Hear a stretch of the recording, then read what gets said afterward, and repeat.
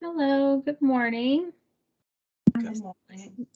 Folks get into the meeting and we'll be ready to start shortly.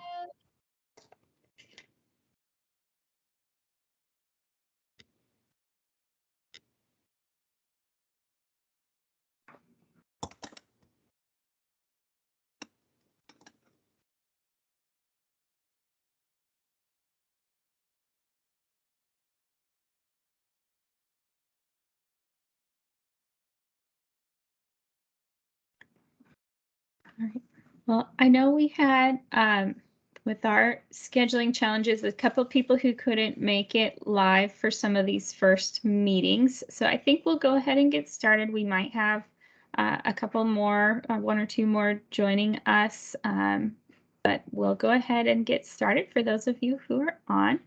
So welcome. My name is Jamie Orozco-Nagel. It's great to get to finally virtually connect with you as we kick off our National Service Challenge Fellowship Program. Just a quick overview of the plans for today.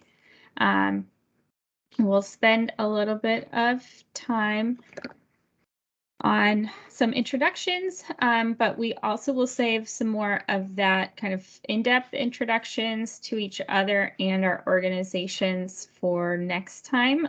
So I'll be asking you to do a little bit of prep work to share some information with each other next time about kind of your background and the organization that you're representing as part of the fellowship. So today we'll be doing kind of a deep dive into the national service programs and some history about them, and sharing a bit about our role as Volunteer Iowa with the AmeriCorps programs. It's probably some information that we'll revisit throughout the fellowship, but try and give you some grounding in these programs that you're going to be learning more about and thinking about how to bring in them to your organizations or connect better with them. So to get started, though, I'd like to do at least some brief introductions of everyone to each other. So hoping if you have the ability to come on camera for the introductions, that'd be great so we can see your face. I know sometimes internet technology doesn't allow that, but if possible, that'd be great. If you can share your name, the organization that you're representing through the fellowship, where you're located and where your organization serves, and then just briefly any background or experience connection that you have had already with AmeriCorps National Service, if you've had it. So I might just kind of go across my screen of who I can see. So Erin, I wondered if you could start us off. Sure. Hi. Apologies for my kids' violin playing. My name is Erin Kim Cho. I am the board president for Korean American Society of Iowa. We are located in Des Moines, but we serve the entire state. We're the only nonprofit that serves Korean Americans specifically. We've launched in 1979. Unfortunately, there was about like a 10-year gap where there weren't much activity through the nonprofit. I was voted in January 1st of this year, and I'm trying to get everything up and running and really reaching out to the community members in our area who are in need.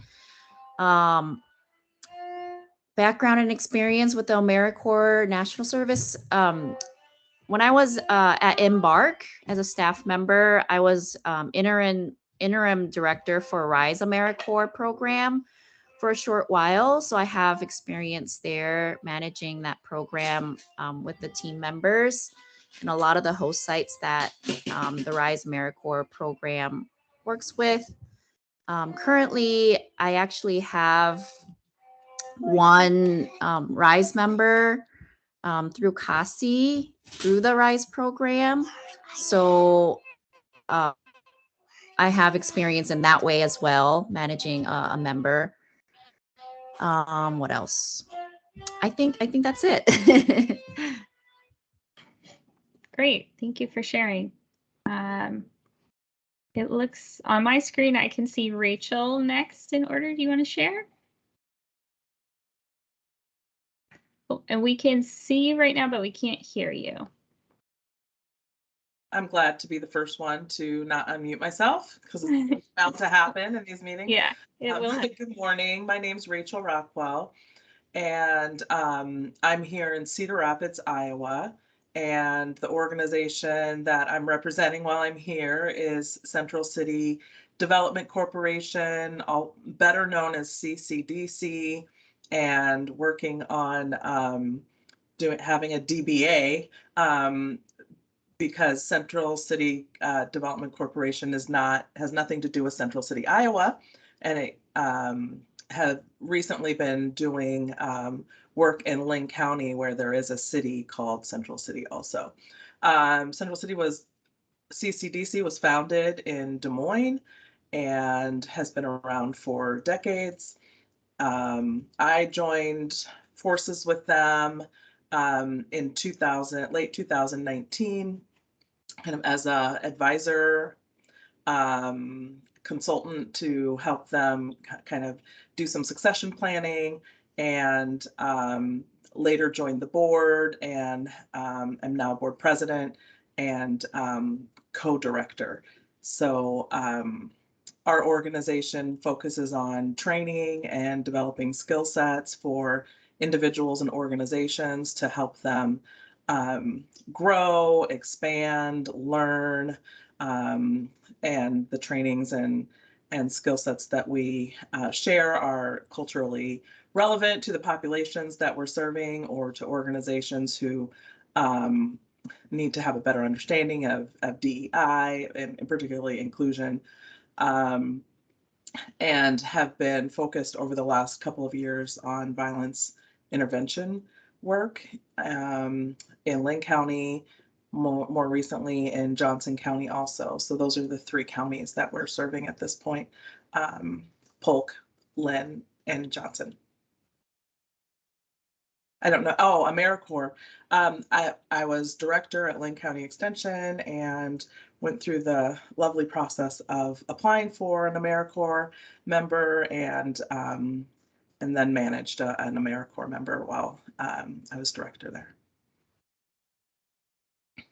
Thanks. Was that through the 4-H program then? That's through Iowa State Extension? Yes.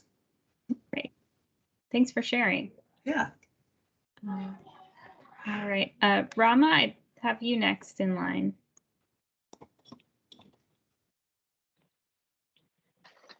Yes, hello. Yeah, my name is Rama Muzo, and I am a CEO for the Intercultural Center. Intercultural Center is an organization that was founded about 7 years ago, and we work mainly with refugee and immigrants in the community here in Cedar Rapids area. And I mean, I'll say Linn County in general.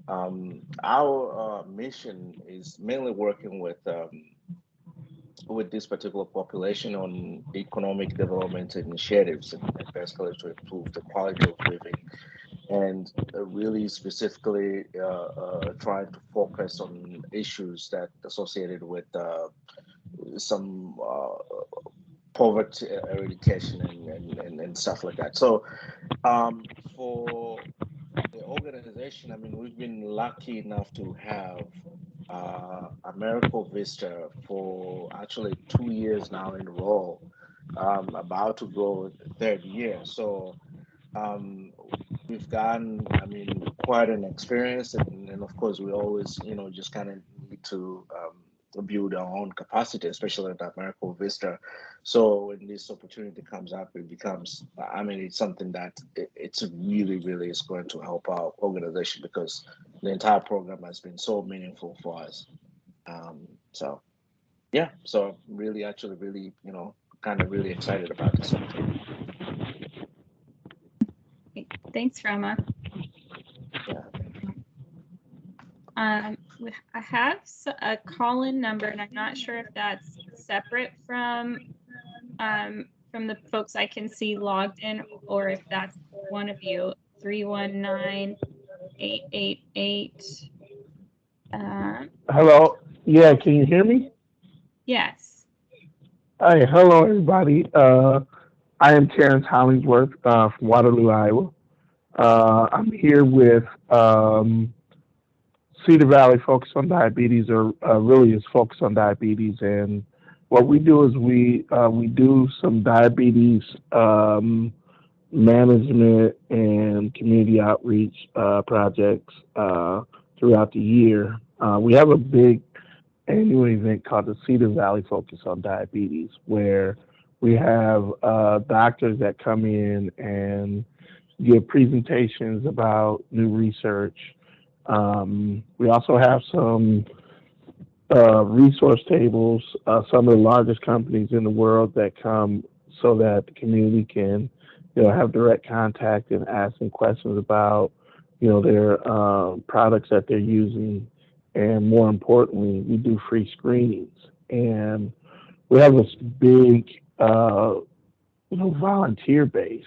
And so this AmeriCorps thing is really interesting to us because we're growing, and some of our high school volunteers are now getting into college. They're choosing healthcare as a profession, and so we're really excited to see how we can bridge what they're already doing with what AmeriCorps offers, and hopefully, we can make a great experience for everyone.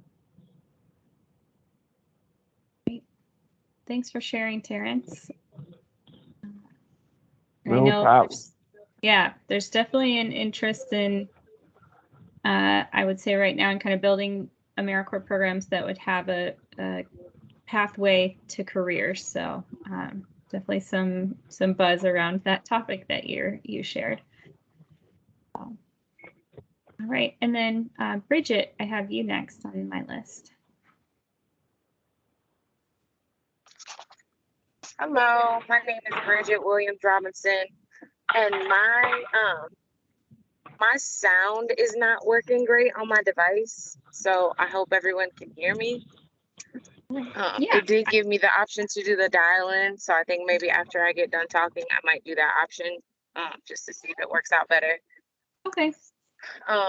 But I am with Bridge Under the Bridge. That is the organization that was founded in 2020 after the Drake show that happened in Iowa. We began just serving hot meals to the people that were without power and, everyone that had been a part of the disaster and affected by, the aftermath. And we kind of branched off into trying to get people more food secure. We also help with parenting needs as far as diapers and feminine hygiene care.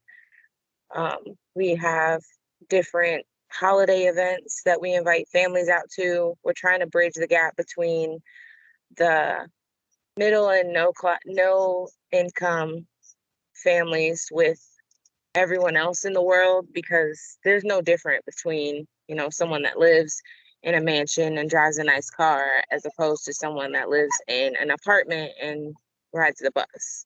Their kids probably go to the same school and they shouldn't be treated any different. So we're trying to get people to understand that everybody should be treated fairly and everybody should be treated the same. So we help out with community activism, and we help out with that food insecurity portion, just trying to get people to know that there's something more to life than being treated unfairly. And that's what we try to offer. This is my first experience with AmeriCorps. I'm super excited to learn as much as I can. We also have high school students that volunteer with us, and we have a lot of young people that have shown interest in starting their own nonprofits just because they've helped us with different community organization events and things like that. So I hope that we can get into more AmeriGroup employees and have more volunteers and just learn as much as we can to make sure that we're making a difference. Great. Thanks, Bridget. Well, as you can see, we have, quite a wide range of organizations that are participating in a range of kind of previous experience with AmeriCorps. So I think that'll be exciting. I think some of you already know each other. I think some, especially those who are in the Cedar Rapids area. But I think there's probably at least one new face for everybody as well. And so that's an exciting thing for us, is to bring some new people into kind of the national service family, or at least build our direct connection with you, in order to, bring AmeriCorps to some new organizations, or help organizations wherever you are kind of build on your connection with AmeriCorps. So just an introduction to myself a little bit. So I am Jamie, as I shared, and on staff at the commission since 2009, which is longer than I realize some days. So I right now lead our AmeriCorps state team at the commission, and so have a pretty big role in terms of the program development, the application and review process for new AmeriCorps state programs. But I've had some different roles in my time here at the commission, but always kind of focused on that new program development. I'm also an AmeriCorps alum. So I served 2 full-time terms of service in AmeriCorps. I'm from Iowa originally, but I served my first term out in Los Angeles at a K-8 school, which was really a lot of fun, but I felt like I wanted to come back and serve kind of my home community. So I came back to Iowa for my second term, and I served with the Iowa Legal Aid AmeriCorps program, which is still in operation today. I'm from very small town, Iowa, and so the closest I could get to serving my small town was to serve in Mason City, which had a regional office of Iowa Legal Aid that served the county where I'm from. And so Jesse Bollinger wasn't able to join us today, but he's representing Creston. And so I'm kind of excited that we have some rural representation as well, because that's something that I've thought about in my time at the commission is, I think I'll feel successful in program development when we can make AmeriCorps more accessible to smaller communities. And then a lot of you are representing smaller organizations who I think our programs have not been very accessible to.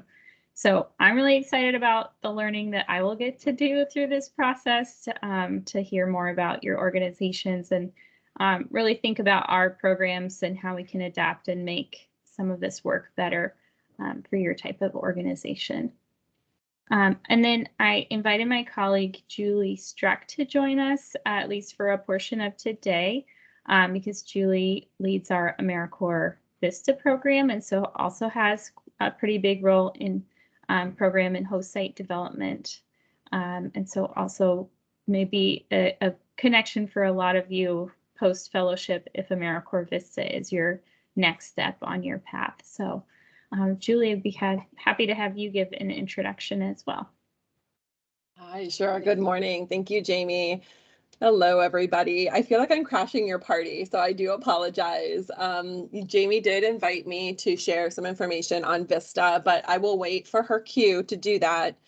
But I've been Jamie's colleague since she started in 2009. I can't believe it's been that long. I feel like I was the staff member that talked to Jamie on the phone when she was kind of seeking out some ideas for coming back to Iowa. But I've been with National Service since 2001. So I'm also an AmeriCorps alum. I served in Denver, Colorado with the AmeriCorps NCCC program, which stands for National Civilian Community Corps. It's a residential-based program, and we had a 17-state region. And so for 10 months, I had a team of 10 other AmeriCorps members, and we traveled across those 17 states doing different service projects for about 4 to 6 weeks at a time. So really transformative time in my life, because it did kick me into a career in not only disaster services. I was deployed to New York after 9/11, but also in national service. So I have been with national service first as a program manager with the Red Cross in early 2000s, and then moved over to Volunteer Iowa, which was under the name the Iowa Commission on Volunteer Service.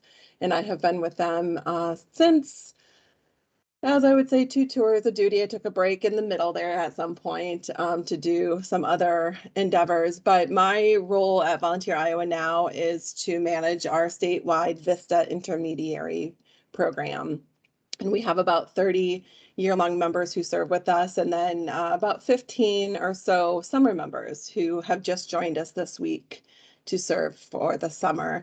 But VISTA focuses on poverty, and so I work directly with organizations who are interested in helping remove barriers to those who are experiencing poverty using VISTA as a resource. And once I have an opportunity to share a little bit more about VISTA, I will certainly do that. But most of my time, like I said, is just spent really working with organizations like where you're at in your organizations and others across the entire state, helping them use VISTA as a resource to help further their mission. Nice to meet everybody. Thank you for letting me crash your party. Thanks, Julie. Not crashing at all. All right. So kind of next steps for today. Again, I want to share a little bit more about how we came to be offering this fellowship program, to lay the groundwork a little bit, share some background and history about the AmeriCorps programs. We do have a little break built in as well. And then after the break, get into some more specifics of ways that you can partner with AmeriCorps programs, talk through some of those different options, and then wrap up by covering kind of our next steps. So in terms of the National Service Challenge Fellowship, this is a brand new program for us. So we're also, I think I probably said this to everybody in your interview, we're learning a little bit as we go along and figuring out how to make this program work and be a useful resource for you all. Kind of the genesis of this program is we have had the commission. So we have our commission board who are appointed by the governor and serve kind of similar to a board at a nonprofit in terms of being our advisory group and providing leadership in that way. Decided to have a diversity, equity, and inclusion committee several years ago. And I think as time went along, they were compiling a lot of ideas related to AmeriCorps members, diversifying our programs, supporting programs that had diverse leadership. And we were working through some of the changes we could do at our level, or we could do without a specific funding stream. But then last year, the National Service Challenge opportunity arose through the State Service Commission Network. So the Schultz Family Foundation is a private foundation that had been partnering with our counterpart in Washington State on some AmeriCorps programming during the pandemic, and had a really good experience with that, and decided to offer a challenge out across the AmeriCorps network to try and encourage private philanthropy in other areas to partner with AmeriCorps programs.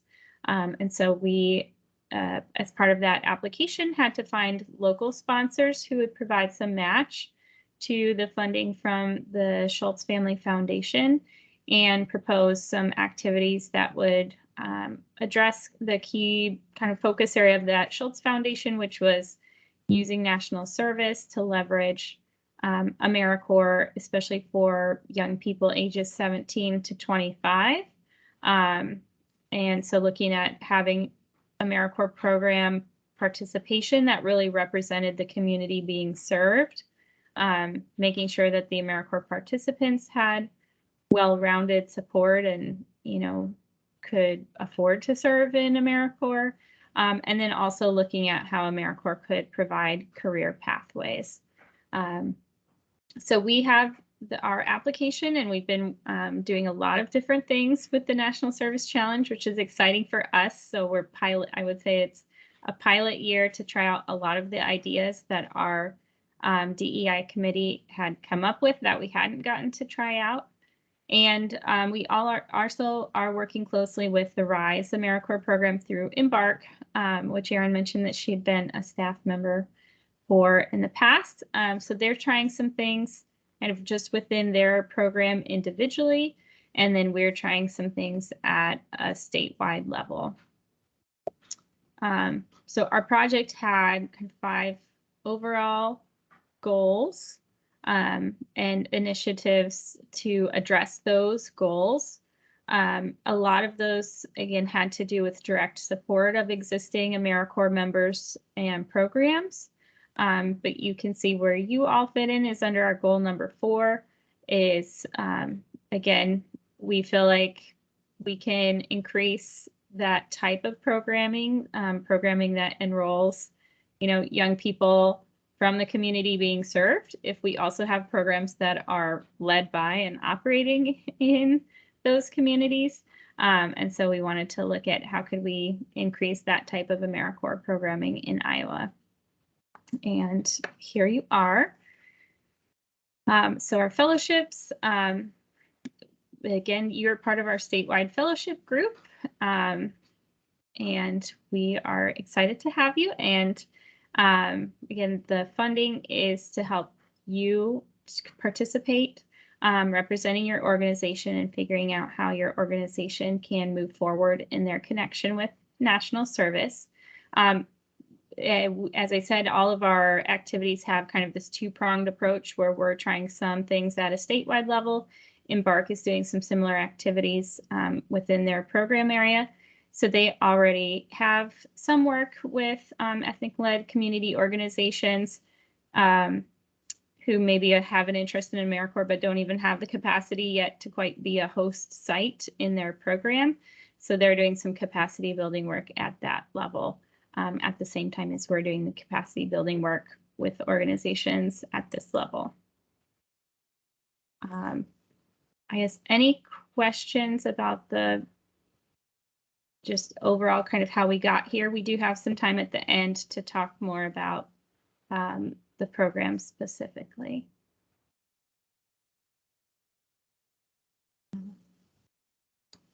All right. Well, next I'm going to take some time to share a little bit about kind of the background and history of AmeriCorps and National Service. I think, sometimes people might question what's the, relevance of some of this to how the program operates today. But I think it's useful to connect today's programming to how that's kind of evolved in the past, especially as we're thinking about recruiting and retaining programs and members. One thing that we've found, I think, through our program development work is that it is important for new programs and also new participants in those programs to have some connection to AmeriCorps or service values, or to be given the opportunity to learn about that AmeriCorps background and tradition in terms of being able to retain the programs or the members. Sometimes we have organizations that come to AmeriCorps not because they were looking to do AmeriCorps at all, but because they just had kind of a human capacity need at their organization or a workforce need. And so they weren't really looking to do national service in particular, but they stumbled upon AmeriCorps as a way to fill that workforce gap.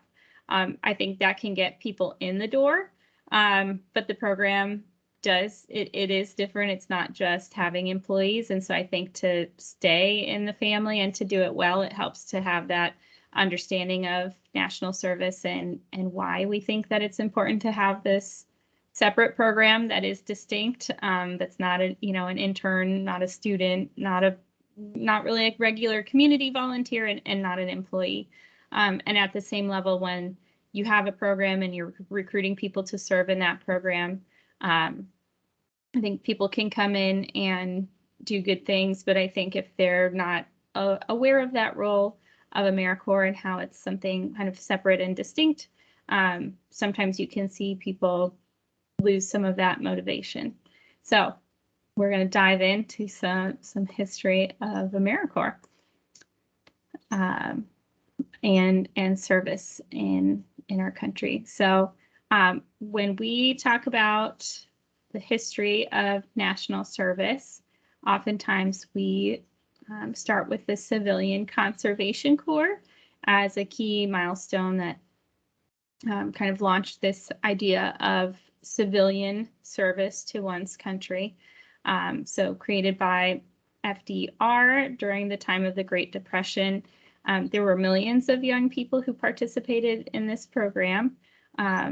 So they were sent mostly to, different parks across the country, living in teams and earning some funding that went both to themselves but back home to support their families. You can see this map of even some of the locations across Iowa that had CCC teams.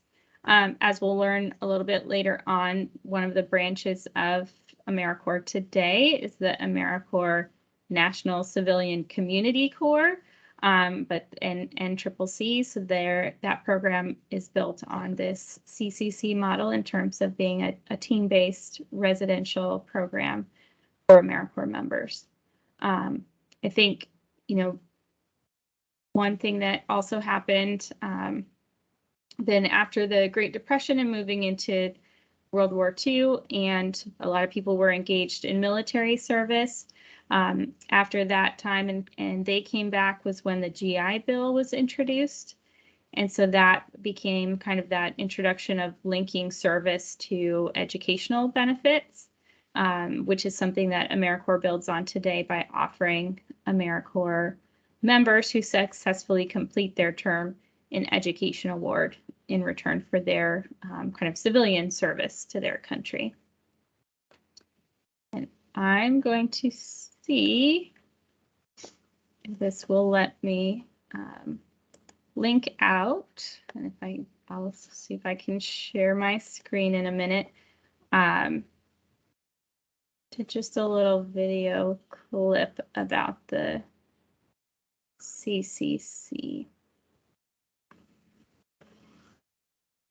Yes, you'll have to let me know in a minute if the sound comes through for you all.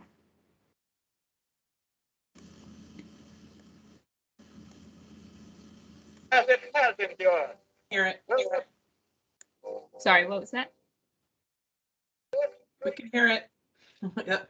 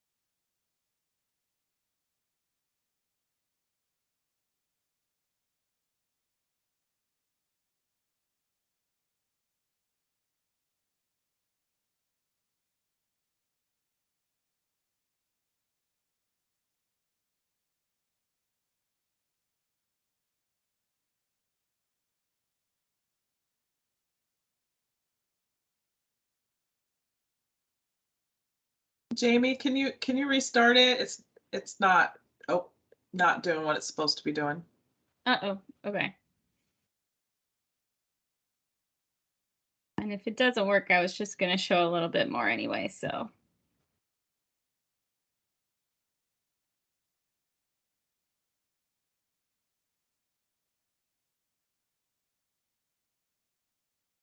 Yeah, we could hear the sound at when you first started it, but I don't hear anything now.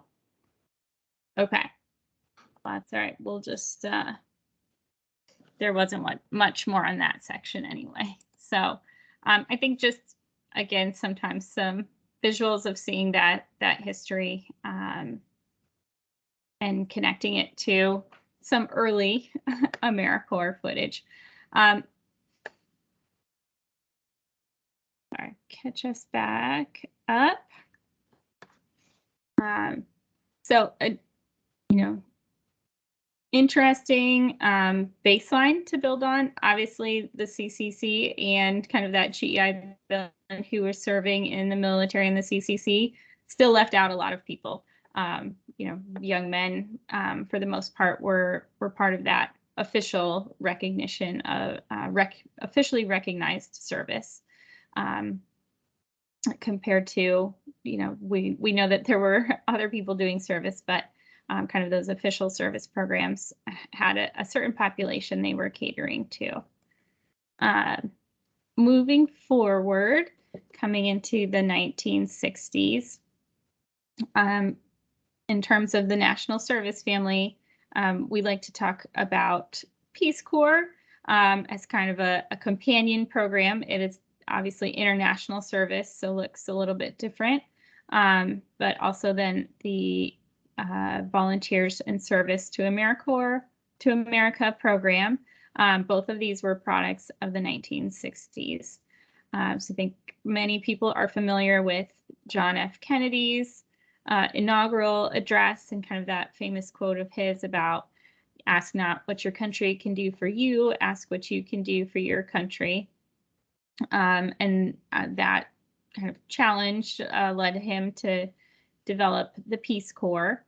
And it wasn't long after that that President LBJ, Lyndon B. Johnson, took that similar idea of the Peace Corps of having young people go out into service and living in community with the people they were serving.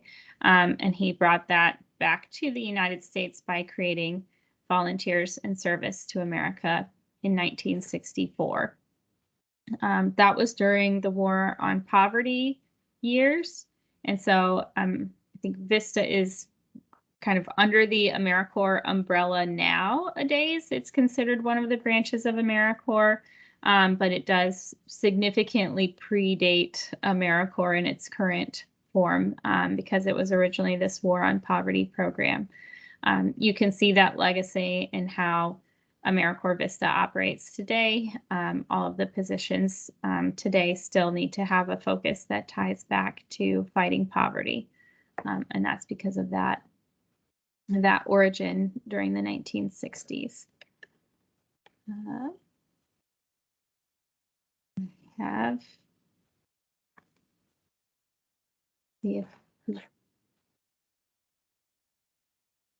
See if this works. If these don't work, we'll just stick with our slides. But I'm gonna try one more little clip about that shows some images of the first group of AmeriCorps VISTA members being sworn in, and some footage of AmeriCorps VISTA throughout its history. That was for the 50th anniversary, which happened a few years ago.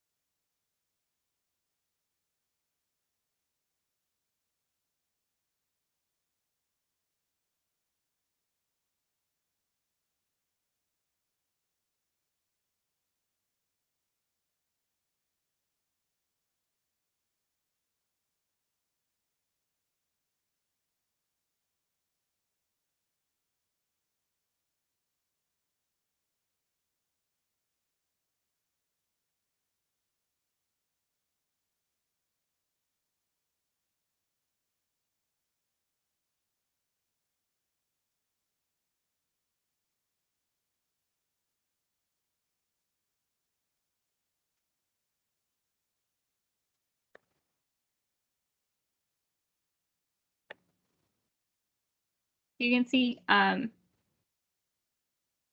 that started to get kind of a different population serving in AmeriCorps, with having men and women were both part of that inaugural class of AmeriCorps VISTA. I remember when I started at the commission, I didn't realize that lengthy history of VISTA, and I was getting confused hearing some people saying, "Oh yeah, when I would talk about our different branches of AmeriCorps, and people would say, "Oh, I had a couple program directors who said, 'Oh yeah, I did VISTA, in such and such year,'" and it wasn't until I learned that VISTA actually predated other AmeriCorps programs, to see that people did have that history going back into the 60s of being able to serve in this program. We have right now an AmeriCorps VISTA leader at the commission, who did serve in VISTA decades ago, and hoping to have him share a little bit of his service story at some point. Just again, kind of around the same time period, some of the other national service programs that started were the Senior Corps programs, what we now call AmeriCorps Seniors. So those include the Retired and Senior Volunteer Corps, or RSVP, as it's known today, the Foster Grandparent Program, and the Senior Companion Program. So in particular, the Foster Grandparent Program and the Senior Companion Program also tie into this war on poverty idea, because the individuals who are eligible to participate in those programs also have to be income eligible older adults, and they receive a stipend for their service.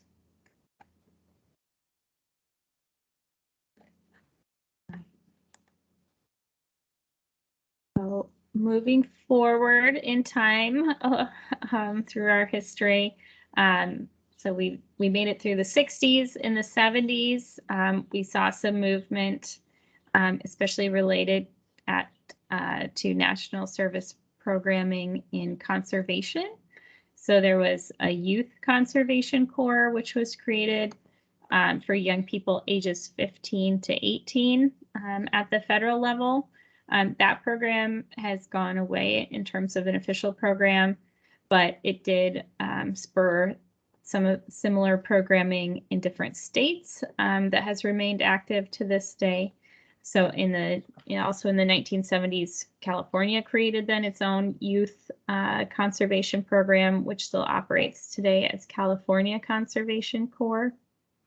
And so that's been a big area in terms of types of national service activities. Environmental stewardship has been around. And then in the 1980s, we also saw some other grassroots level service programs. So Campus Compact, which some people may have heard of, which has an AmeriCorps state program in Iowa right now, was created in the 1980s as a way to help mobilize service programming within higher education. Then Youth Service America was, again, kind of a grassroots nonprofit that was working to create opportunities for young people to serve. Then under President George H.W. Bush, he was kind of sparked that interest in service at the national level again.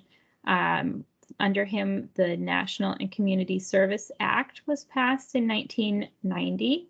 So that created a commission to look at exploring national service and what kind of opportunities could be awarded. And that really got started with its work in 1992, when they started awarding some funding out to state and community service.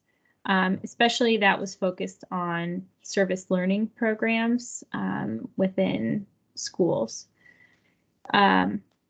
He also created the Office of National Service within the White House. And then a common theme in his speeches was talking about community organizations across the country and volunteers being these thousand points of light across the country who were really supporting the idea of community volunteerism and individuals stepping up within their community.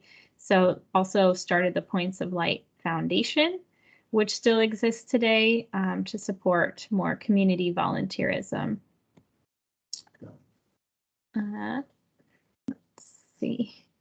And then, so not long after George H.W. Bush took some of those steps to start this idea more of national service at the federal level, under President Bill Clinton, the AmeriCorps was created. So under the National Service, under the National and Community Service Act, the Corporation for National and Community Service was created.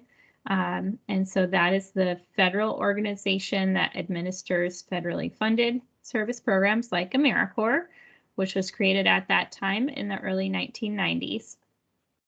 And sorry, that was the National and Community Service Trust Act. So a little bit, it's got the trust in there to make it a little bit different than the law under George H.W. Bush. This was the time when VISTA was brought under the AmeriCorps umbrella, and then that it established the state service commissions like Volunteer Iowa, if there was a state that didn't already have such a body, because AmeriCorps was developed as this partnership between the states and the federal government. It was also under Bill Clinton in 1994 that the King Holiday and Service Act was passed, and that charged the corporation for national and community service and taking the lead on organizing Martin Luther King Day as a federal holiday that's a day of service. So I think kind of seeing that the AmeriCorps federal agency, as we know it now, the Corporation for National and Community Service, has had that dual focus on these more intense national service programs, but also in supporting and fostering community volunteerism. And so the first, the first class of AmeriCorps members began in September of 1994 with 20,000 members. And for the most part, we've been on a trajectory in terms of growing the number of AmeriCorps members since that time. And let's just pull up one more clip. If I get it to the right spot, we have a little clip of that swearing in. Just bear with me for a minute. I gotta find the right spot in the video.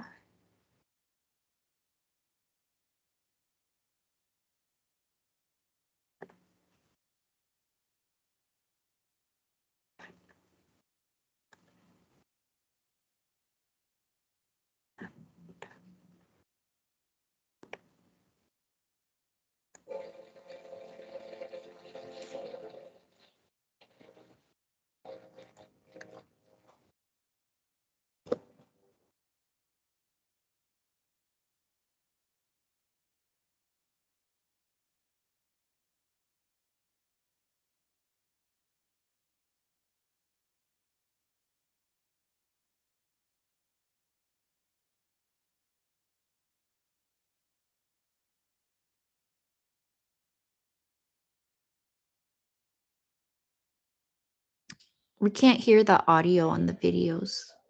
Oh, okay. All right. Well, this was the same one, I think, that was having some trouble earlier. So I can always send out that link if people are really curious. But that was Eli Siegel, who was one of the advisors in terms of helping craft the legislation that created the modern day AmeriCorps program, talking about the importance of making sure that this was really considered a bipartisan program that was about service to one's country, and that trying to create a program that would kind of stand the test of time. And then there's some clips of Bill Clinton swearing in that first class of AmeriCorps members.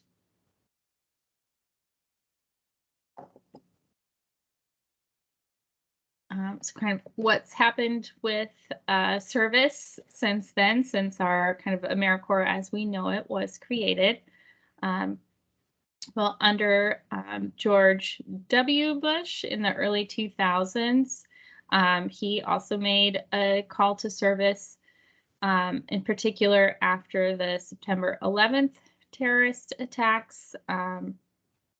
George W. Bush created something called the USA Freedom Corps, which was a way to kind of recognize the various civilian service programs that are available within the U.S. and gave a State of the Union address where he called upon every American to commit at least 2 years of their lives to service to others.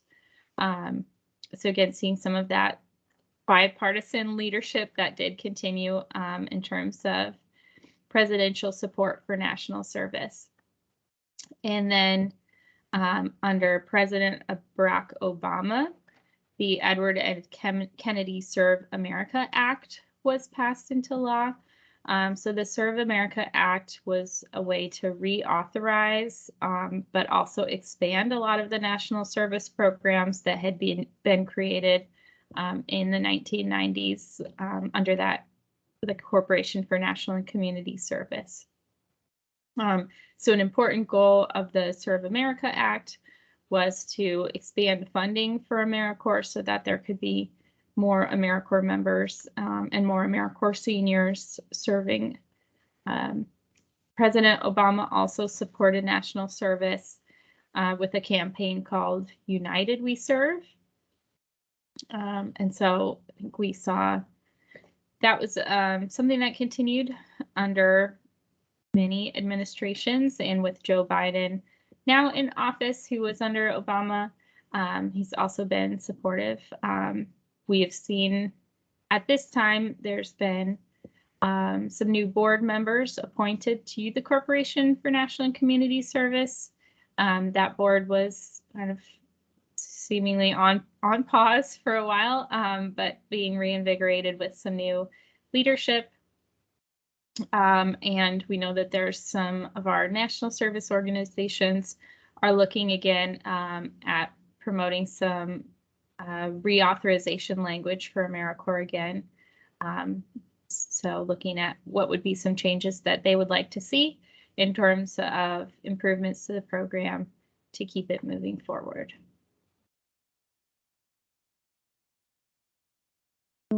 Again, I don't know, just pause here to see if anybody has any reactions, anything you learned that you didn't know about kind of that service background in terms of, again, we're talking about that formal national service.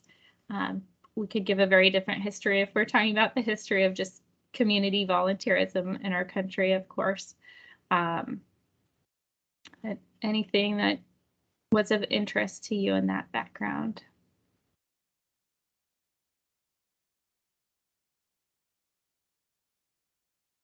I guess just understanding how it all started helps me understand what the core values and mission is. So I think that was really helpful for me to just understand the history of it.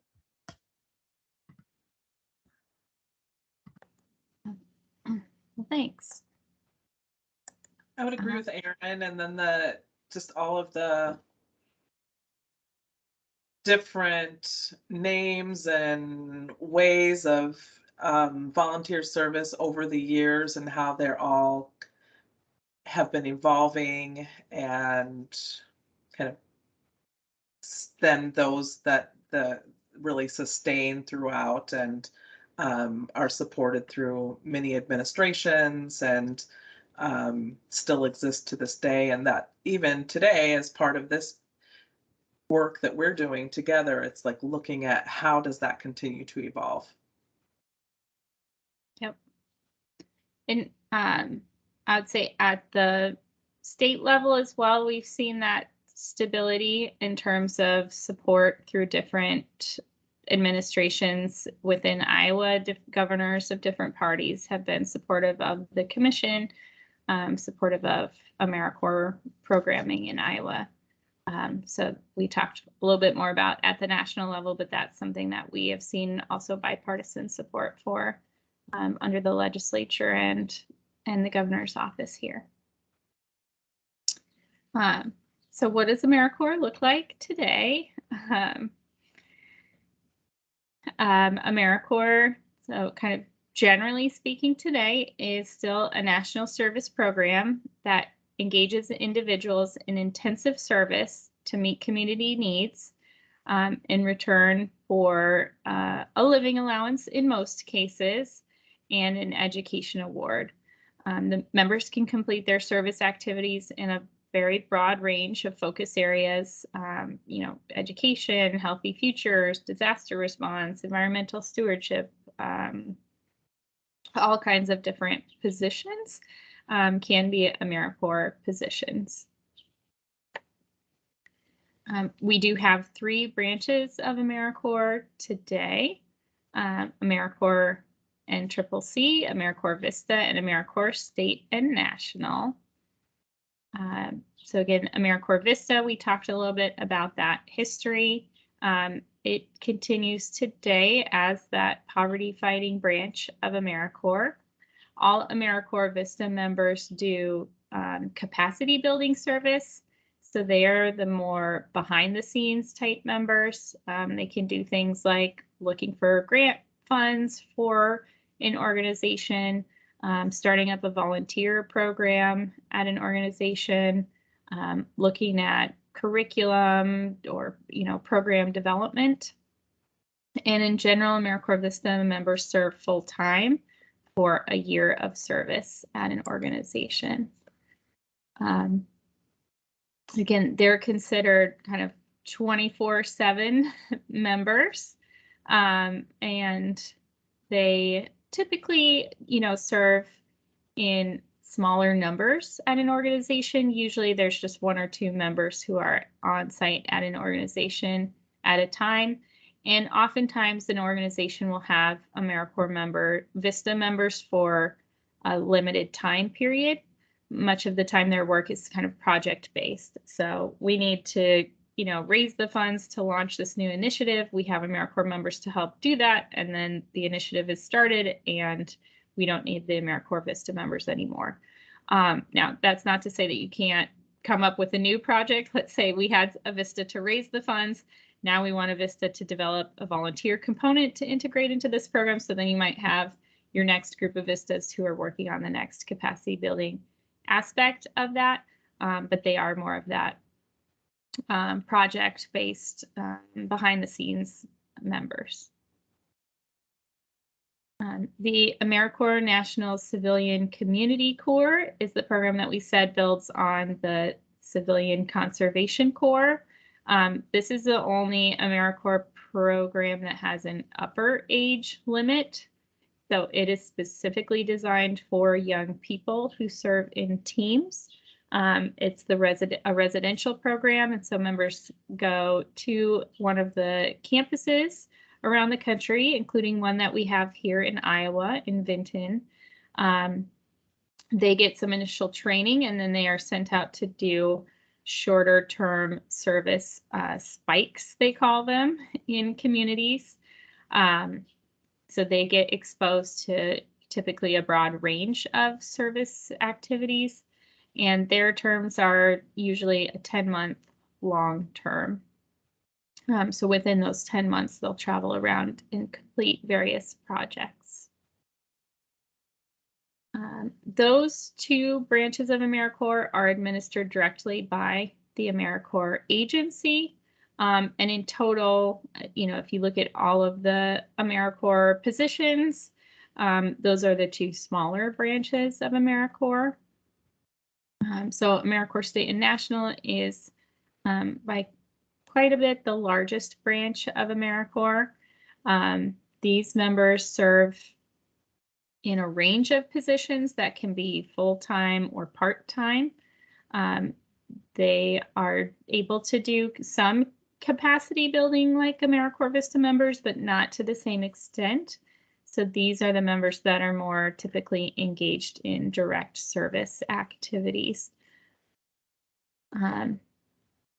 These members are awarded as oftentimes a program to an organization. And so it is more likely that you'll have kind of a group of AmeriCorps state members who are placed with an organization, although sometimes those are intermediary programs that then would also place out 1 or 2 members at various different host sites. And again, these members can also serve within that broad range of focus areas. Just a little bit about what AmeriCorps Seniors looks like today.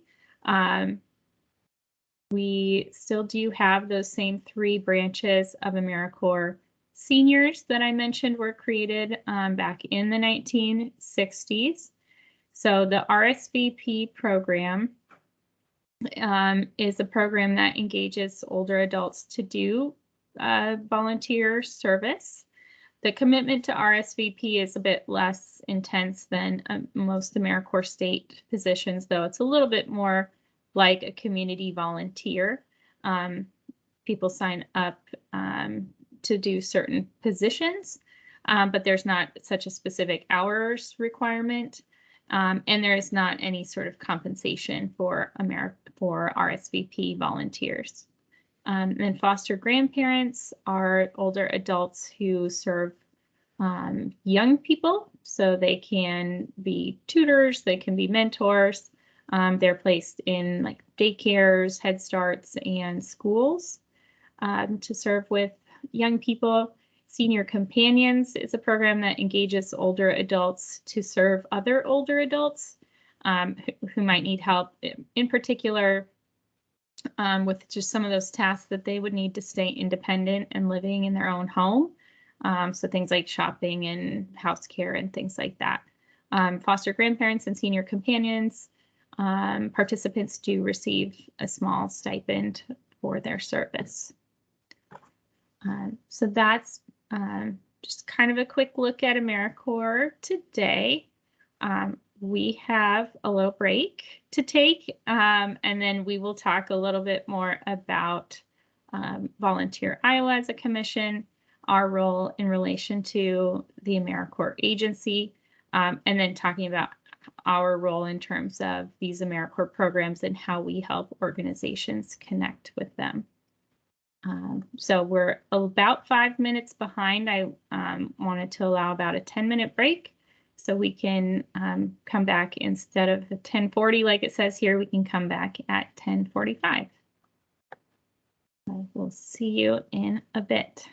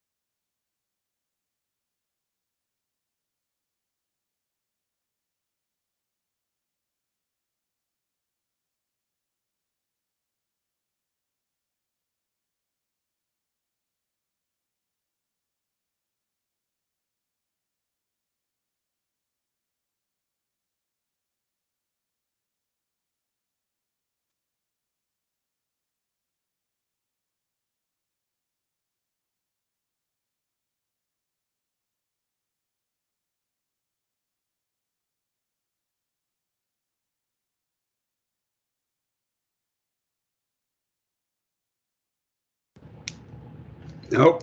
Now it's going to work. Hi, Jesse. Oh, my word, Jamie. I just emailed you again. I tried to get in this morning and I couldn't get in. Oh no, I'm sorry. I was And not so doing a good job checking my email. So I And called you and said, hey, are we still doing this? Is this still happening? Because I just sat there. Literally, I was sat on dead silence. And just now got the email that you sent at 9:31 this morning. It just came through. Well, that is odd, huh? So I'm really sorry that I've missed a whole bunch of stuff. Well, I am sorry that I was not more attentive. I had in my mind that I knew that some folks had a conflict with today, and I had everybody else on except for you. So I was like, oh, you must have been the one who had a conflict today. So No, I had actually blocked off my schedule to be here. I did have some conflicts, but I made them go away. I told everybody else, I said, hey, this takes priority. I'm sorry. well, my apologies. We did record, we have been recording. Okay. So I will make sure that we get the recording posted. I will say with your background, the first part was covering some more history of national service and some basics about the program. So you're probably the one best equipped to have missed that part, because I think you know a lot about that some of the other participants may not know. Okay. So we're on a break. We were coming back at 10:45, and so I will have you give an introduction, if you don't mind, once we get started again. And I am sorry again. I was just kind of like, oh, I didn't double check exactly who had said yes and who had said no, and so I was not doing a good job seeing who was trying to reach me.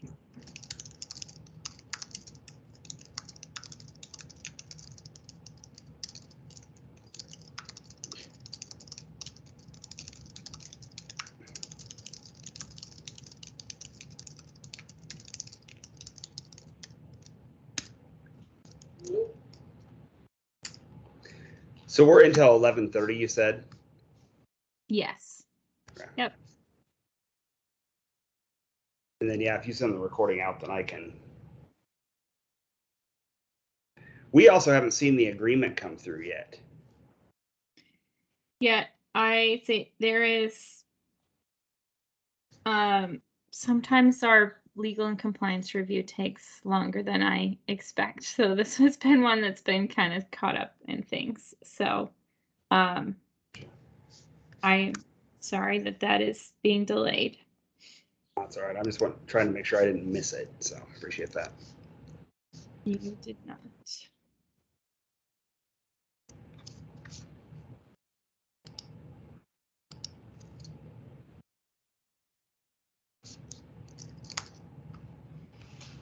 Oh.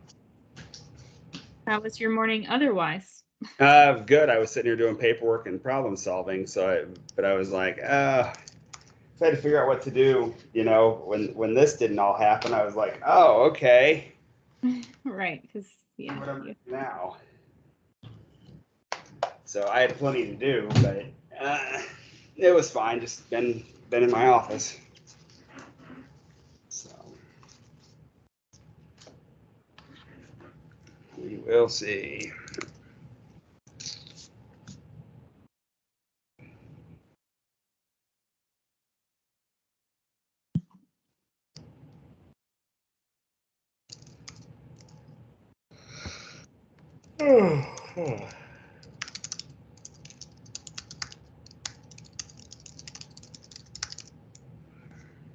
Right.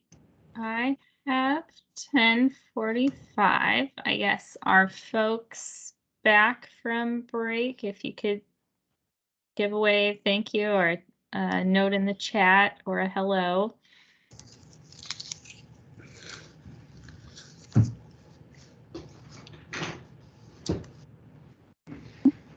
Like some folks are still getting reconnected, so we'll wait another little bit.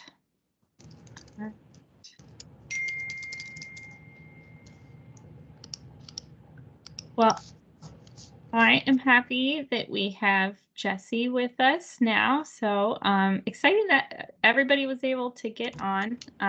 My apologies that I was not paying attention to him requesting some TA from me during the first half of our session. So I'm going to let Jesse give a quick introduction. And we have been recording, so he'll be able to watch the beginning and kind of catch the introductions that the rest of you gave. Oh, Jesse, I asked people to share name, the organization that you're representing with the fellowship, kind of the location where you are, and then just, briefly some information about your previous experience with AmeriCorps. Sure, absolutely. So I'm Dr. Jesse Bollinger. I am the executive director for Creston Arts, about 80 miles southwest of Des Moines. I spent 2 years with the organization as a fundraising volunteer and technology consultant. And then during a massive building renovation project. And then just kind of as that was wrapping up, started taking, just by the nature of the beast and the need, started doing programming and other things, and everybody figured, oh, Jesse's kind of acting like an executive director just by necessity. And so then they approached me and said, hey, will you do this? And so I've been with them as director since March. I'm still technically a subcontractor. We figured out a way to make that happen because it's still a growing organization, so I have a lot of good flexibility. I was going to do this from the Art Center this morning, but I'm home. So I've been with National Service for a while. I started the RSVP of Southern Iowa program in 2015. Served as an AmeriCorps VISTA in Decatur County in 2017. Jamie, does that sound right? Yeah, that sounds right.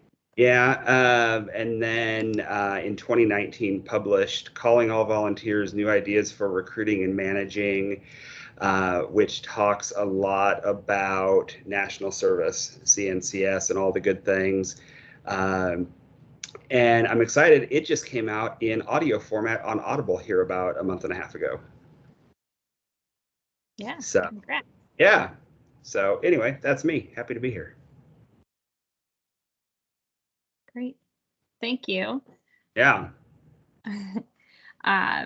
So we are going to dive in just with a little bit about the AmeriCorps agency, the Iowa Commission, and how we generally helped organizations to connect with AmeriCorps.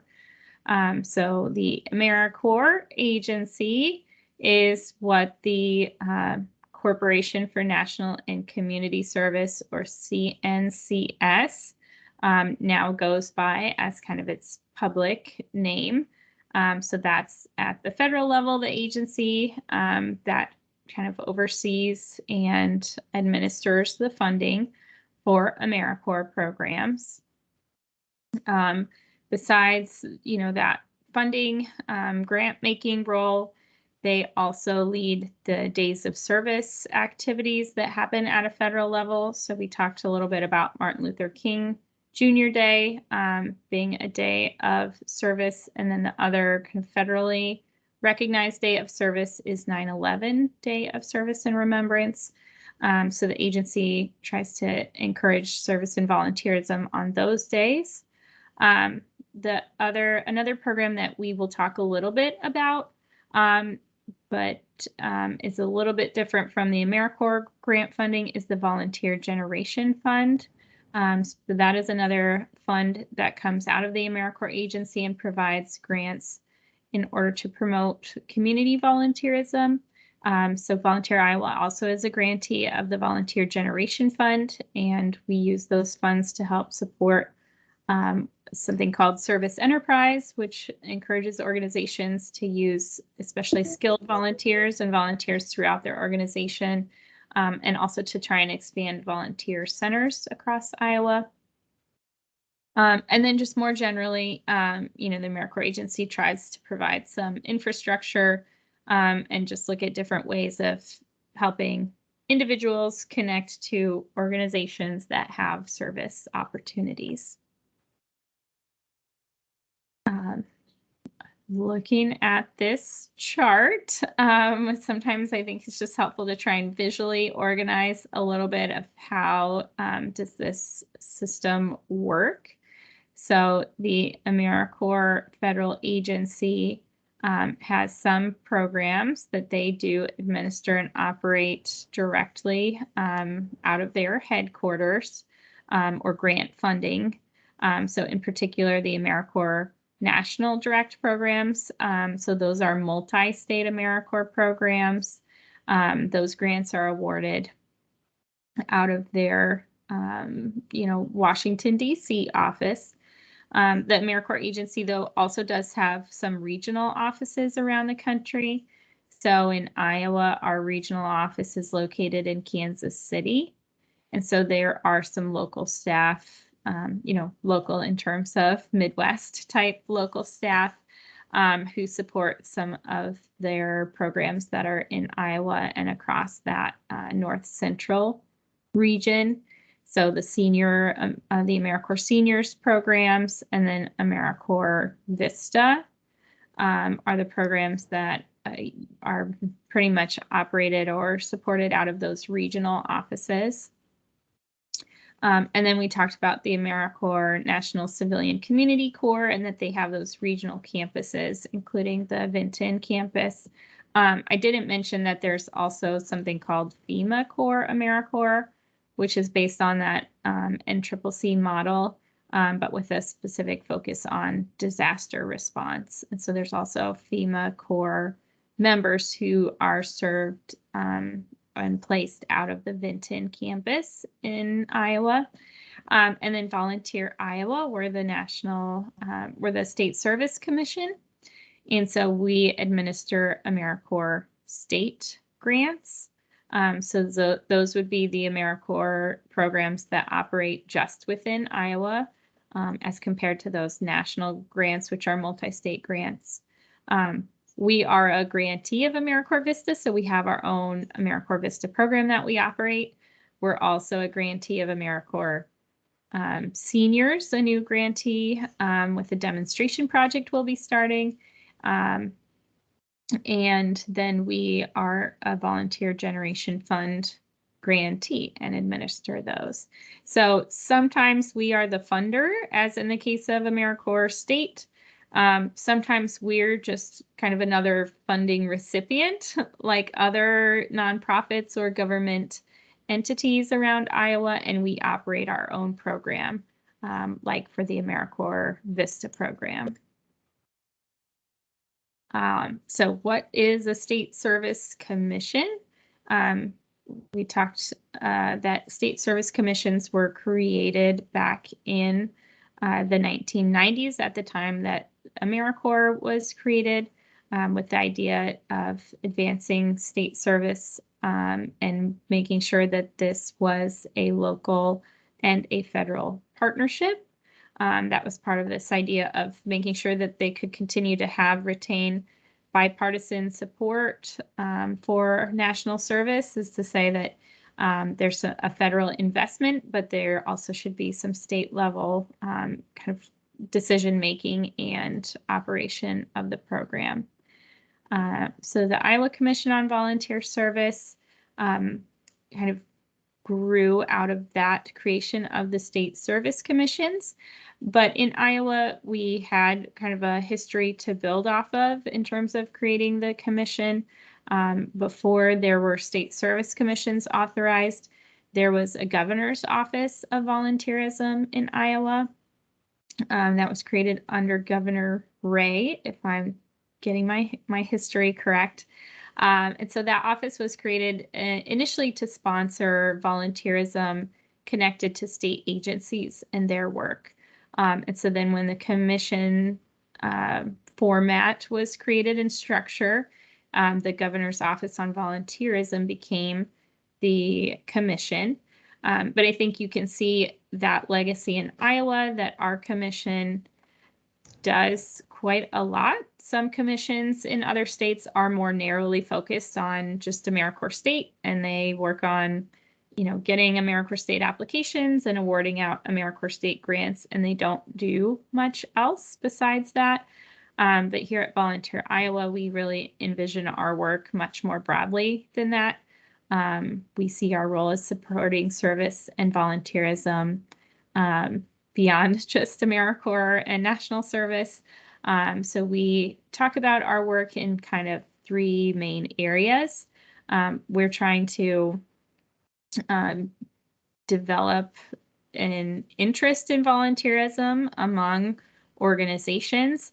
So trying to encourage organizations and communities to think about service as a way to meet the needs that they identify. Then we want to make sure that if they're trying to use service members and volunteers, to make that change, that we have people who want to volunteer and do service. So we're trying to encourage that idea of service and encourage people to want to volunteer. And then in order to make those two pieces work, you have to make sure the volunteers can find the opportunities and the people with the opportunities can connect to the volunteers. So there's that infrastructure piece of making sure that all comes together. So this is, a list of a bunch of different programs and activities that are housed within Volunteer Iowa. We can take some time as we go through this process to connect you a bit to each of those and learn a little bit more about what we do more broadly. But today we're focusing in particular on the national service aspect of what we do. And we do have a presence across the state, although a heavier presence in some areas than others. We can give you a copy of this map, but it's shaded again to kind of show the presence within each county of some of our different areas of programming.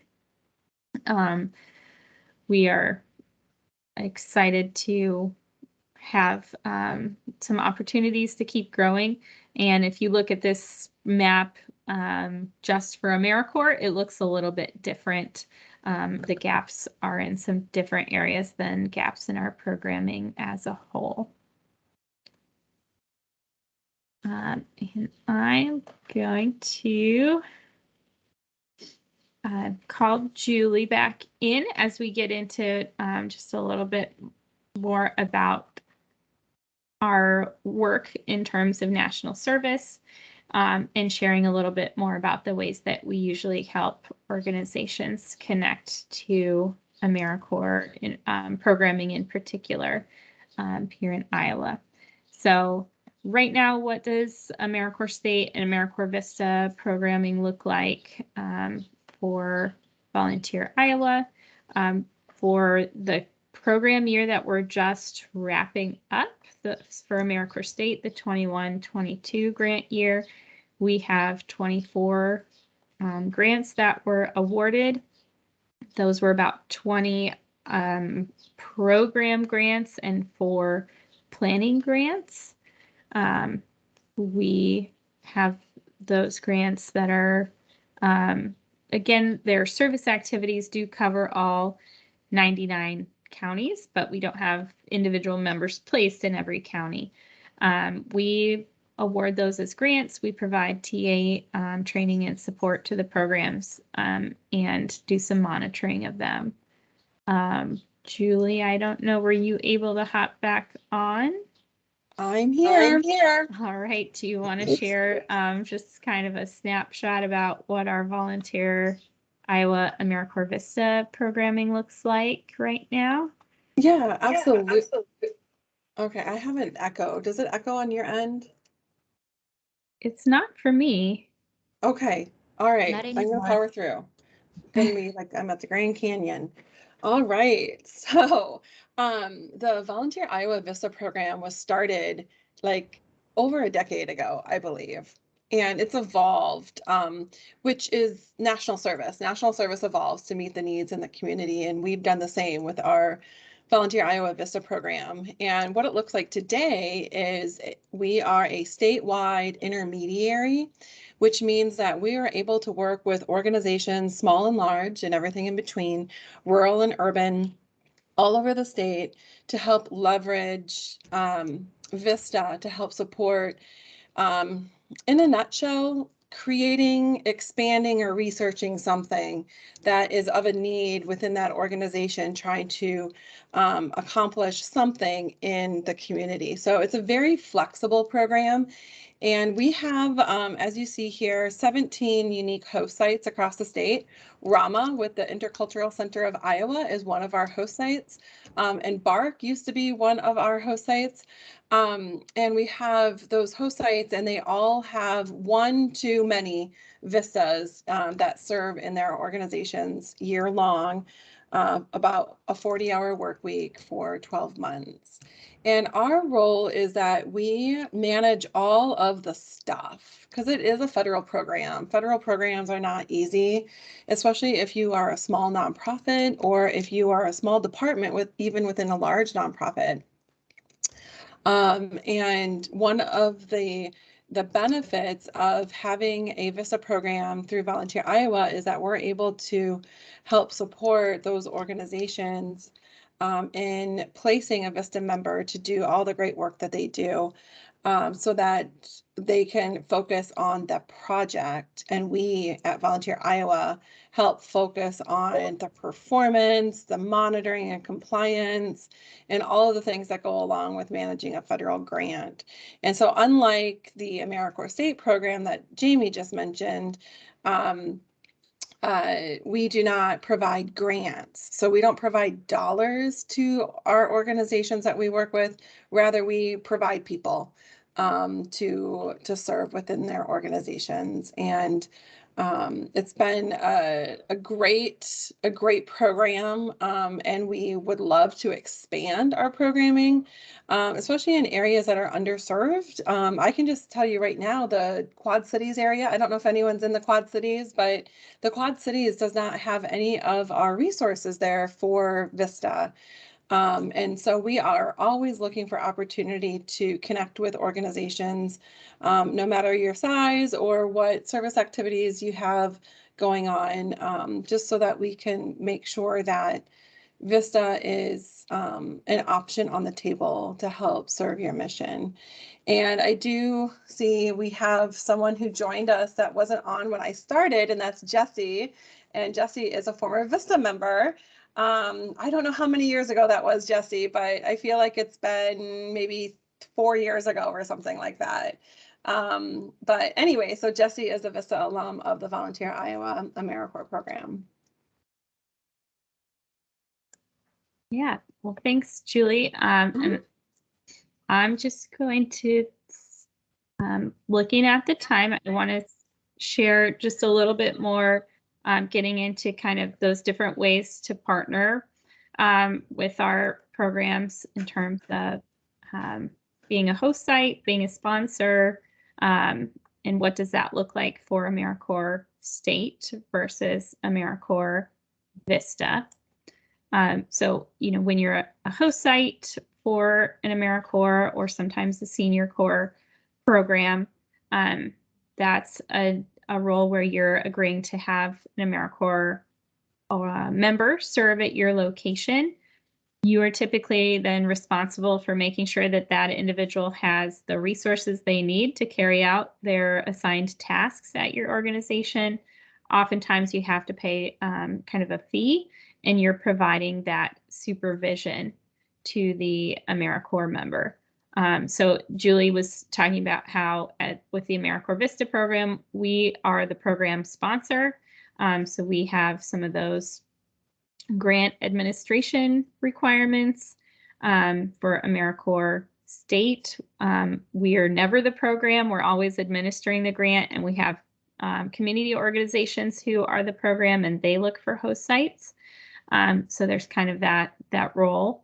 But how can you become an AmeriCorps host site in Iowa? Julie, share, if I can have her share a little bit more in depth about what that would look like to become a Volunteer Iowa AmeriCorps VISTA host site. For AmeriCorps State, that would mean making sure that you had a position that could be filled by an AmeriCorps member.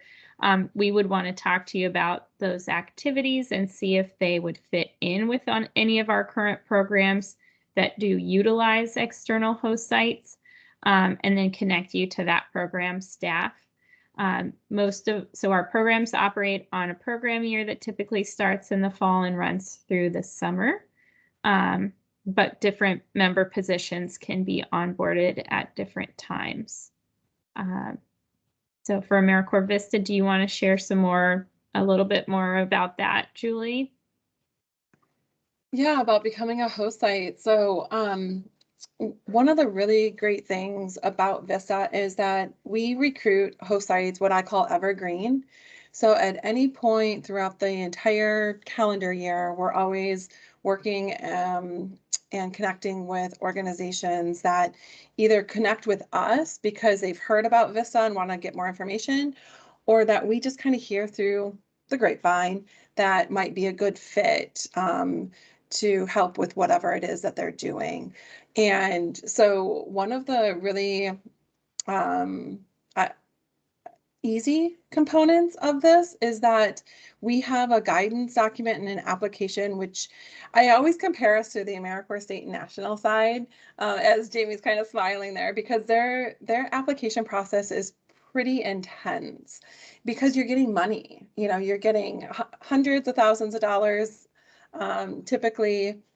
And so with VISTA, as I mentioned earlier, we don't have that financial exchange. Rather, we are building a project where we place a member to serve year long. And so our application is a little bit more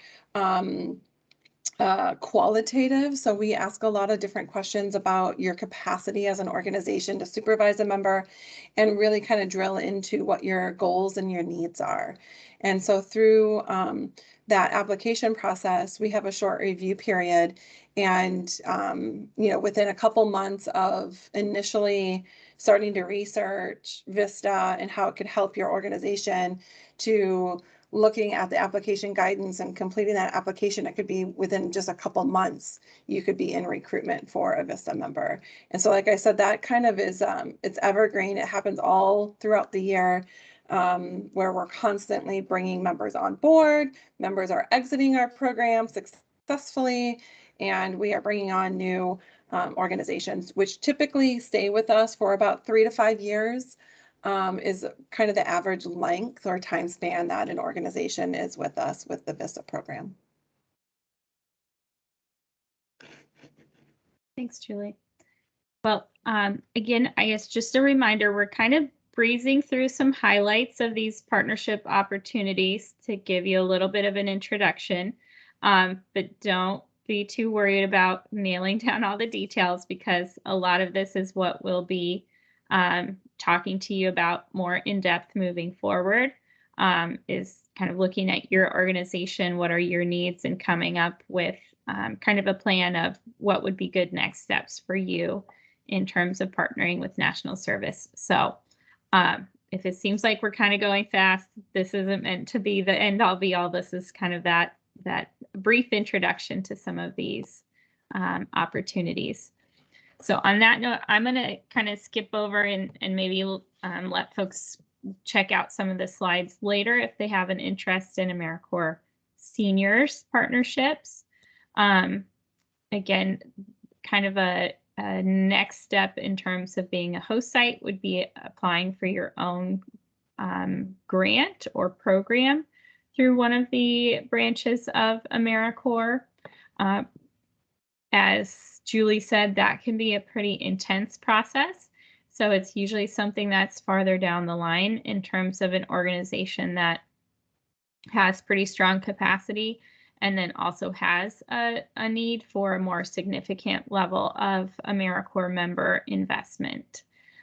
We have some different types of grants, but one thing I do want to highlight is at the AmeriCorps state side is the planning grant opportunity. And so that is, I would say, the most common way that we are getting new AmeriCorps state programs these days is by having them start off as a planning grant. So that gives you the opportunity to have up to 1 year of funding, mostly to pay for like your personnel or a consultant's time to work with you on developing plans for having an AmeriCorps program at your organization. So that is something that we will share that opportunity with you more in depth. For AmeriCorps VISTA, and Julie, chime in if I'm misspeaking, but again, I think we see a lot of organizations that would start as AmeriCorps VISTA host site, but then might grow into becoming their own AmeriCorps VISTA sponsor if they were finding that they had a more significant need, or again, that they had kind of the capacity to be a grantee. So just as there's kind of a constant application process to be a host site, there is at the federal level kind of a rolling application process. This is an example from this past year of their request for concept paper process. Say just kind of how do people know that they're ready to move on from being a host site to a sponsor? That's something that we work with organizations if they're, using multiple members, they've had been a host site for multiple years. But sometimes it's because there's an organization that wants to address a need that doesn't fit very well with one of our existing programs. So sometimes people, maybe they aren't looking for capacity building activities, and so VISTA isn't really the right fit for them. And the direct service work that they do doesn't really fall under an existing AmeriCorps state program in our portfolio. So sometimes people might have to launch into being a sponsor a little bit sooner if that path of being a host site first doesn't really work out for them. Another way, kind of peripheral, to get some early experience with national service is hosting an AmeriCorps NCCC team. So we talked about AmeriCorps State and AmeriCorps VISTA. Being a host site or a sponsor is a pretty long-term commitment. Being an AmeriCorps NCCC project site, on the other hand, is a pretty short-term commitment. This is a good activity if you have, or a good thing to do if you have an intensive need that could be served by a team of members coming in. So for your responsibilities for NCCC, as an organization, you need to have the service tasks for them to do that can keep a team busy for that time period. They come with some basic tools, but you do have to provide them the materials needed. And then because it's a residential program, they'll be looking for a place to stay. So having access to lodging that they can use. And Julia, as she mentioned, is an AmeriCorps NCCC alum. So also very familiar with that program and could chime in today or moving forward with questions about that. Just a couple of other opportunities. As I mentioned, we are a volunteer generation fund organization as well. And so sometimes maybe AmeriCorps and National Service isn't the right fit for an organization, but you're looking to use community volunteers in kind of a less intensive role.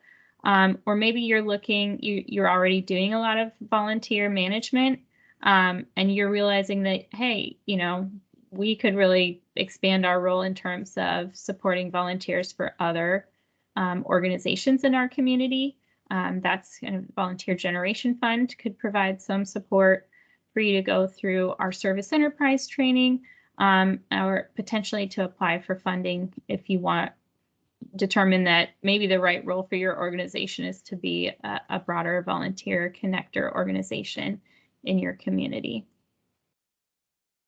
And then just one thing I wanted to throw in here as an upcoming opportunity that will happen while we're in the midst of our fellowship activities is that I showed a slide earlier where I talked about our state service plan and how we kind of organize our work. Well, that state service plan is something that's developed every 3 years. That's a requirement back from that legislation that created state service commissions in the 1990s. They said that every state service commission needs to have a state service plan that is updated every 3 years. And so that plan really is what authorizes us to do the things that we do. So it's a pretty broad document because we want to be able to, have the ability to be nimble as things come up during that 3-year time period and have our programming respond to important needs and priorities in the community. So we are working on our updates as the current plan is kind of concluding its 3-year time frame. And so within the next 2 months, we'll be doing some public listening sessions. There will be some in-person sessions that will happen in a few communities around the state. And then we'll also have some virtual sessions because we're not that big of an agency, so we can't do like a whole blitz of 99 counties or anything like the legislators talk about. We will just have a few in-person sessions, so we'll have a virtual session to catch people who can't make it in person. And would really appreciate your direct participation in those, but also you spreading the word in your network locally so that we can get some broad input from Iowans about what should be our priorities in terms of our programs and how we do this program development work over the next 3 years. So that was a kind of a lot in about 20 minutes. I don't know if people have any questions about kind of this introduction to partnering with AmeriCorps and the commission's role.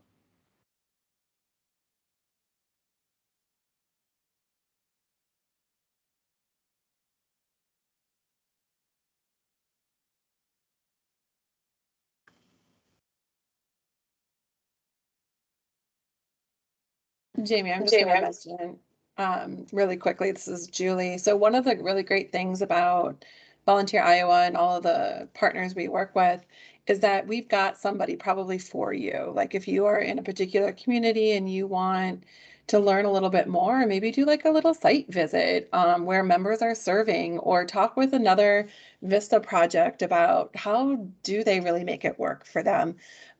We have probably a connection for you. And maybe it's even someone who works in the same field of or are providing kind of the same services through their projects or programs. So I think that's another opportunity, and I just wanted to throw that out there. I do that a lot in my VISTA development. When an organization comes to me and they're doing something pretty cool and they want to leverage VISTA, I kind of think through of who I already have on my roster, who I can connect them with, because sometimes that peer-to-peer support, and not coming from me who, pie in the sky, here's an ideal program, this is what it looks like, but really someone who has gone through it, who struggled with recruitment and who's grown through, having a member on board, that sort of thing. It's a little bit closer to the reality of what it's like to host one of our programs. So I'm just throwing that out there as an opportunity if anyone's interested, especially with VISTA, that I can certainly get you connected. So I think hopefully that'll be part of that individual plan that we'll work with each of you on, is identifying, a partner, an existing program, an existing VISTA host site, or someone that we can connect you with either locally or maybe someone that has similar programming as Julie mentioned, to do a visit or at least have a conversation. So moving forward, just wanted to take some time to review these next steps. Your grant agreements, my apologies, sometimes our internal legal compliance review is a breeze, and sometimes there's like some other, big things happening in the agency that I don't know, that something sits for a little bit longer. So, and thanks, Julie. So those are just slowly waiting for their turn to be reviewed. Again, the kind of template was reviewed. What's being reviewed now is just the template filled in with your organization's information, so I don't anticipate any problems, and hope to get those out to you soon. I'm sorry I don't have a more firm definition of soon. A few of you sent them back to me with kind of a signature in Adobe, which was appreciated. However, our organization likes us to use the formal Adobe sign system because that does a little bit more technical, like time and date stamping of your signature. So if you did already send it back to me, you will actually still probably see me send it again through this Adobe sign. So it won't come from my email, but it'll come from that system. I will let you know though when I'm sending them out, so you'll have a heads up. So most of you, I think if you didn't give me yet the name and the email address of the individual who's signing for your organization, that would be important for me to know. Otherwise, I think I can send it to you as someone who can either sign if you are the signer or designate someone, and then you would be able to forward it kind of through that system or designate the signer. But if you are able to just send that to me directly, that would make it a little bit quicker and easier. So I know that that is important because that is your funding to be participating and covering your time. So thank you everyone who hopped on to this while that is still in the works. And then we have a kind of a press release that I know that I shared that we're looking for some confirmation from you all of the information to include in that. And so that timeline also got pushed back a little bit. As we're getting the agreements signed, then we'll do the press release. So if you would like to have a copy of that to adapt and release locally to highlight your participation, we're happy to share that with you. The next meeting is also a virtual meeting. I will send out some information because we would really like the next session to be devoted to you all sharing out a bit more about your organizations, what you're doing now, and kind of what your needs are. What are those gaps that made you say, hey, I'd like to learn more about this national service and Volunteer Iowa. And I think being able to share that with each other so that as we are working together, not only will we be connecting you to some of our existing programs, but being able to help each other with ideas and resources. So would like you all to come prepared to, have a presentation that would share about your organization. And then just kind of, I guess, on an ongoing basis, we hope to use the Rally Hood. So I'll be posting materials in there from this session. But I think occasionally also having some discussion questions as a way to keep that connection up in between meetings. If you have not already signed up for a time in July to do a one-on-one meeting with me about your individual organization and doing kind of an assessment and coming to that we can use to come up with your personalized plan, please do that using the Sign Up Genius link. And then if you have not completed the doodle poll for the August, when we're trying to be able to do in person, if we're scheduling a little bit farther out, I'm hoping that that'll make it easier for us to find a date that we can all come together in person. So make sure you get that doodle poll filled out because I'm guessing the sooner we can pick a date, the easier it will be for people to put that time aside on their calendars. So again, kind of that bigger picture, these first couple meetings are pretty introductory, getting some background information about national service from us, giving us some more information and background information about you and your organizations. July, we don't have a group meeting scheduled because I'll be doing some of those one-on-one meetings to dig in more in depth about your organization and working with you on that assessment. And so then August would be the next time that we would have a large group meeting and coming together have some ideas about those August, September, those, next trainings, but we also might adapt that somewhat based on these next couple of activities where we're going to be learning more about you and what your interests are. So questions that people have, suggestions that you have at this point of things you would like to see that aren't part of the plan. Jamie, can you resend the doodle polls for the one-on-ones and the August times? Yes. I got buried in emails over the last month and I feel like I'm missing some stuff. So if you could do that, I'll look for them and try and respond if I haven't already. I may have. I think you can just click on these links and go there straight from the PowerPoint. Just go into the PowerPoint. I can't do it. Like, I mean, just click on the screen. Like for Um, me, it works. If you click on like the doodle poll link, you can Yes. actually go there. Thank you. That's wonderful. Perfect. Okay. But I can make sure that these links are either in a follow-up message or posted in the Rally Hood group as well. So thank you all for everybody got signed up for that. And so feel free to use that as well.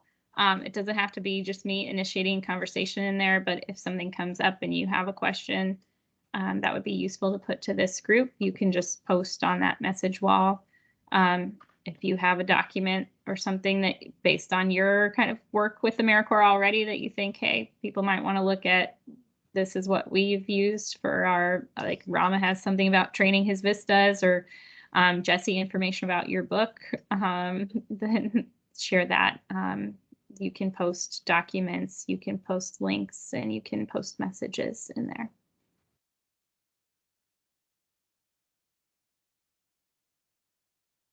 All right, well, I appreciate everybody's patience through a lot of back and forth to get us started, and kind of some change of plans of in-person, not in-person, when were we meeting, it got pushed back. So I know this was a slow kind of ramp up to getting going, but I hope that you know that that's not for our lack of interest and enthusiasm about this project.